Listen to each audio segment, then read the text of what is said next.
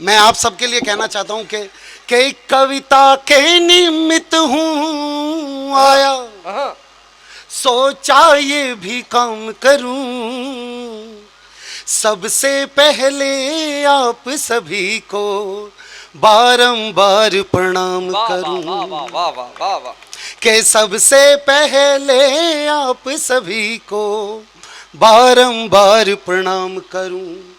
और आइए साहब, मैं आता हूं। विजयानंद जी, कहीं ना कहीं पता चला है, अभी अभी सौरभ भैया ने कोने में आके बोला है कि लिफाफे वहीं अटके हुए हैं।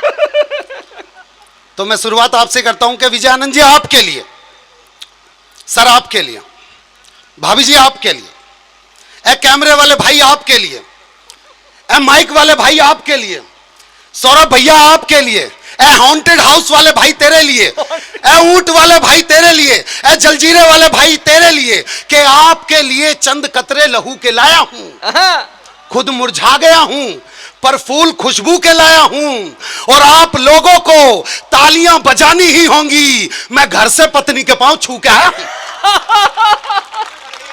बहुत अच्छे। और ये उन्हीं लोगों ने ताली बजाई है जो मेरी तरह छू के आए हैं। मैं बतला दूं भाई साहब, देखिए हम कैसा भी कुछ कर लें, लेकिन मैं आपको सीधा सीधा पंक्ति से जोड़ना चाहता हूं, ज्यादा समय नहीं है। हाँ भैया, आइए पहले एक भजन से शुरुआत करते हैं। हाँ, आप दृश्य देखिएगा। इटली के एक मैदान में मां सोनिया गांधी, आप दृश्य देखिएगा। इटली के एक मैदान में मां सोनिया गांधी, बगल में 4-5 मोर पीहू पीहू कुहू कुहू कर रहे हैं, 4-5 फूल खिलने की कोशिश कर रहे हैं। उन 4-5 फूलों के बीच में एक ना खिला हुआ फूल। मां ने उसको बोला, यह भजन आपने राम लखन फिल्म में सुना होगा, पर इसे मेरी दृष्टि से सुनना। ओ राहुल बड़ा दुख दीन, भाषण ने तेरे बड़ा दुख दीना, मेरी भद पिटवाई नाक भी है काटवाई, मेरा मुश्किल कर दिया जीना। ओ राहुल, पंक्ति तो अब सुनना, मां बोल रही है, तूने अपना घर ना बसाया, दिग्विजय सिंह तो दूज ले आ। तू है पप्पू, अगर मुझे होती खबर, तुझे देती जन्म कभी ना। ओ राहुल, पहला भजन खत्म हुआ, कृपया करके ताली बजाइए। बहुत अच्छे। अब मैं दूसरा भजन सुनाना चाहता हूं, ये जानते हुए कि वो व्यक्ति हमें कल को धरनों पे बिठा देगा। मैं ये व्यक्तिगत टिप्पणी सिर्फ दिल्ली वालों के लिए कर रहा हूं, हमने फिर भी उस व्यक्ति का चुनाव किया। नहीं, मैं सच बता रहा हूं भाई साहब, आप बड़े खुशनसीब हैं कि आप दिल्ली में नहीं रहते, हमारा तो रोज सामना होता है उससे। अब दूसरा भजन उसे लेके, आपने ये भजन बहुत YouTube पे बहुत ज्यादा भजन चल रहा था, ये मैंने उसकी कुछ पंक्तियां बदली हैं। सौरभ भैया। हाँ भैया, स्वागत। केजरीवाल डरा मारे,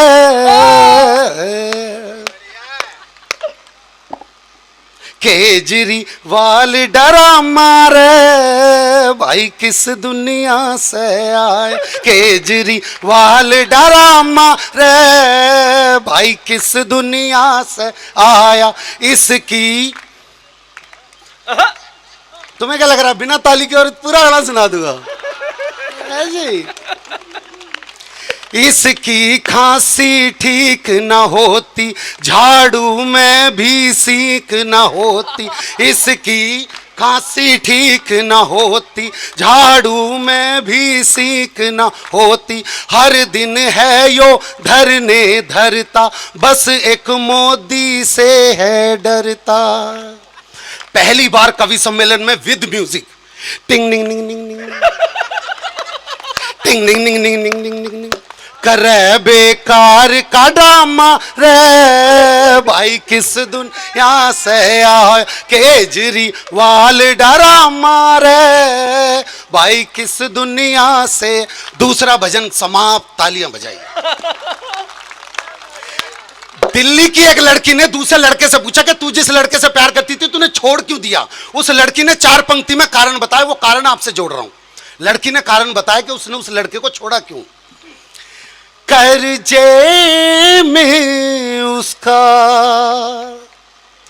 एक एक बाल निकला, कहां का धनी था वो कंगाल निकला। मैं मोदी की तरह गरजने वाली वो खांसने वाला।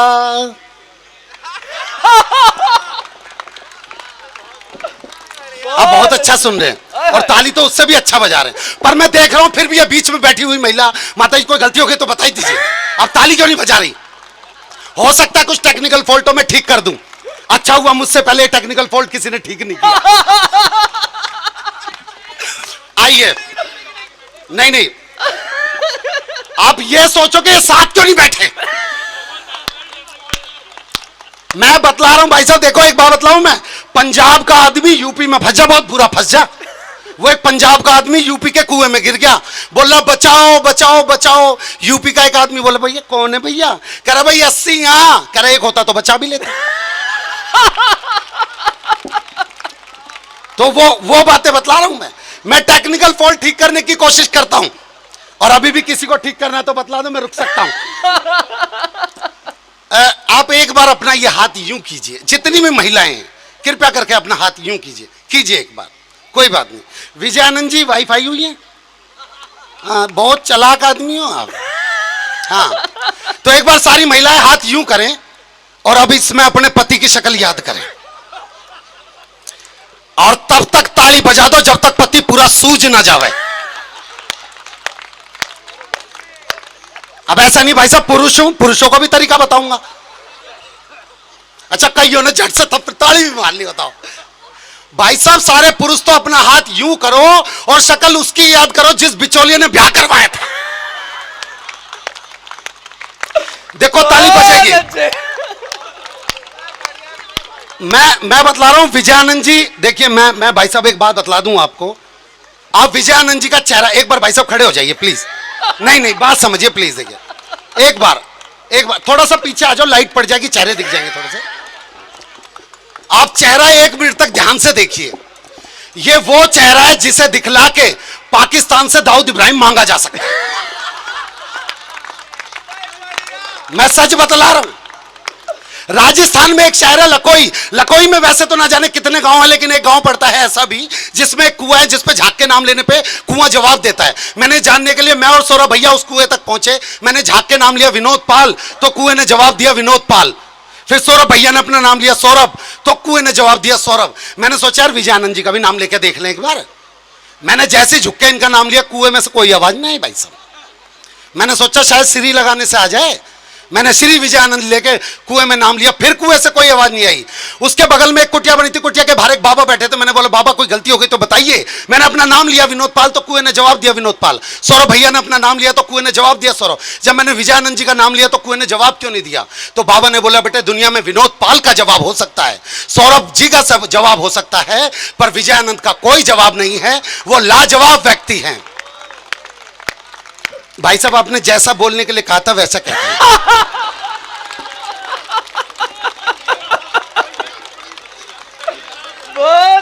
अब कम से कम श्रीकांत श्री जी के बगल में जितने हैं इनसे ऊपर 1000 रुपए का अधिकारी बनता हूं बस। मतलब ये इतने सीधे आदमी भाई साहब, अब यकीन मानो घी की दुकान पे गए, बोले जी 2 रुपए का घी दे दो। घी वाले ने इन्हें सर से पांव तक देखा और फिर घी में उंगली डुबो के इनके हाथ पे एक बूंद छोड़ दी। ये भी चाट के बोले हाँ यही वाला तोल दे।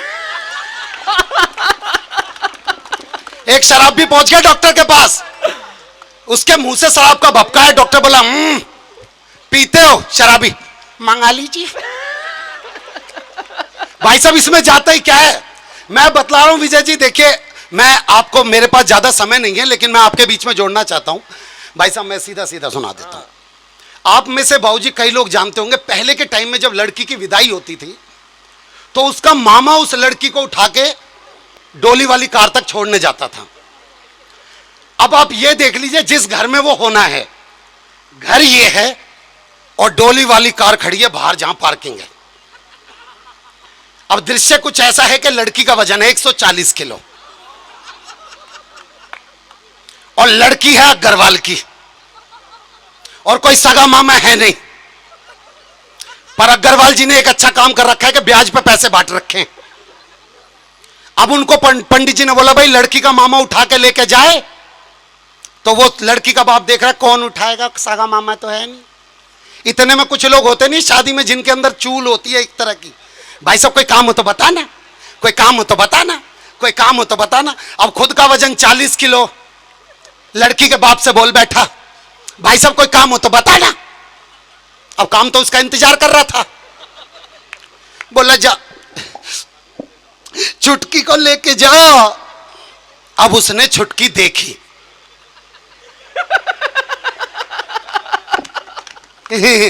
मजाक है, सच्ची छुटकी नहीं है तो मुटकी है, ये तो नहीं उठेगी मुझसे।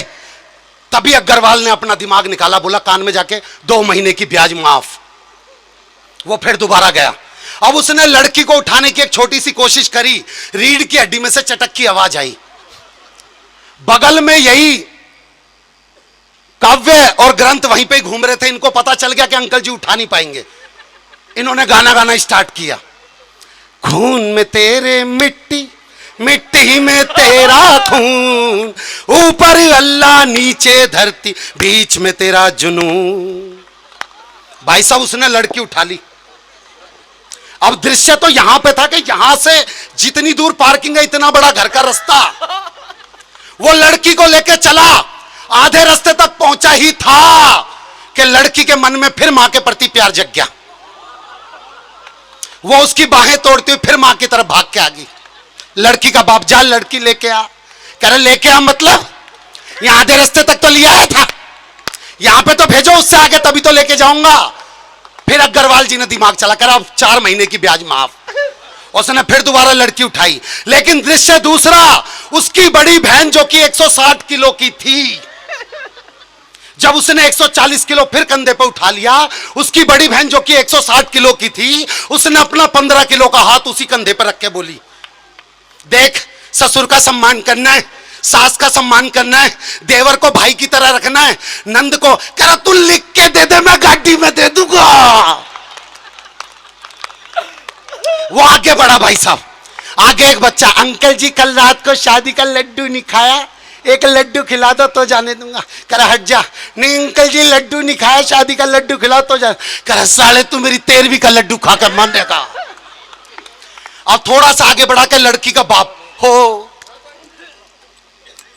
मेरी फूल सी बच्ची, कह रहा तेरी फूल सी बच्ची ने मेरे फूल चुगने वाले काम कर रखे। वो थोड़ा सा आगे और बढ़ा, लड़की की बुआ आ गई। लड़की की बुआ पैरों में गिर के बोली, अरे ना ले जान दू, मैं मर जाऊंगी पर ना ले जान दू। बोला यो हाथ से छूट के मर गई ना तो सच में पतली होकर मर जाएगी कसम से। बुआ साइड में हट गई। जैसे ही वो गेट के पास पहुंचने वाला था, इतने में उसकी पत्नी रो रही। बोला नहीं सुनीता बिल्कुल मत रो। रो क्यों रही है? कह रही या तो आज वो विदा हो जाएगी या फिर मैं विधवा हो जाऊंगी। वो गेट के बिल्कुल पास पहुंचा, इतने में से पीछे किसी ने आवाज लगाई, कह रहा अरे भाई लड़की की दादी कुछ कहना चाह रही है। बोला बे क्या सुपारी उपारी ले रखी है क्या मेरी? अब लड़की की दादी आई, अरे बोलना। कह रहे भैया सांस फूल रहे हैं। कह रहे किसी को उखड़ भी तो रहे हैं। अब दादी ने बोलना स्टार्ट किया, वही पुराने टाइप की दादी, हो मेरी चिड़िया उड़ गई रे। बोला किसी के तोते भी तो उड़ा रही है। अब वो और आगे बढ़ा, वो जैसे गेट के बाहर गाड़ी खड़ी थी, गाड़ी को बोला जल्दी से दरवाजा खोल, कह रहे जी यो गाड़ी नहीं है, 6 गाड़ी छोड़ के। वो 6ठी गाड़ी तक पहुंचा, कह रहा दरवाजा खोल, कह रहे जी यो वाला जाम है, वहां से लेके आओ। वो उधर से लेके जाने लगा, एक लड़का बोला अंकल जी पीछे हो जाओ, कह रहा क्यों, क्या हो गया? कह रहा अंकल जी यहां से गाय आ रही है। बोला गाय को बोल यहां से भैंस आ रही है। फिर उसने लड़की विदा कराई, विदा कराते के संग जैसे ही चैन की सांस ली, लड़की का बाप बोला चैन की सांस क्यों ले, अभी तो पग फेरा भी होना है। कभी भी मेरठ के किसी भी अखबार में एक छोटी सी न्यूज कभी भी आ सकती है, सौरभ सुमन और अनामिका अंबर एंड फैमिली को बुक करने के लिए हम सिर्फ 3 लाख रुपए चार्ज करते हैं। हमको तो बच्चे से 50-50 हजार देते हैं, 2 लाख तो हम खुद अपने ऊपर खर्च करते हैं। देखिए मैं बतला दूं भाई साहब, कभी भी आप दिल्ली से मेरठ के लिए कभी ट्रेन में बैठेंगे ना, तो आपको कुछ दीवारें लिखी ही मिलेंगी, जैसे कि निसंतान दंपत्ति मिले शेख क्लिनिक। अब ऐसा हो सकता है कि आगे चल के वो लाइन ऐसे मिले, निसंतान दंपत्ति मिले शारदा विनीत जी। विनीत जी, रात के इस समय किसका फोन है? तो आइए इसी तरीके से हंसते रहिए। Thank you. अरे